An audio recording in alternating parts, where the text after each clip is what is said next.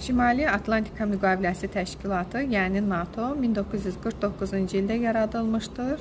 Hal-hazırda 32 üzvü var. Son qoşulan isə İsveçdir. Sədri isə Mark Rutte'dir.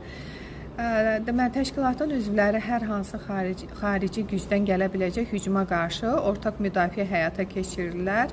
NATO-nun baş qərargahı üzv ölkələrindən biri olan Belçikanın paytaxtı Brüssel şəhərində yerləşir. Azərbaycan 1994-cü ildən NATO-nun sülh naminə tərəfdaşlıq, 2004-cü ildən isə fərdi tərəfdaşlıq proqramına qoşulub.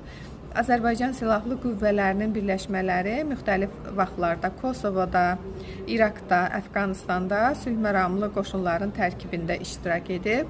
Qonşu dövlətlərdən Türkiyə NATO-nun üzvüdür, Azərbaycan isə NATO-ya üzv deyil. Səbəb isə Azərbaycan qoşulmama təşkilatına qoşulmuşdur.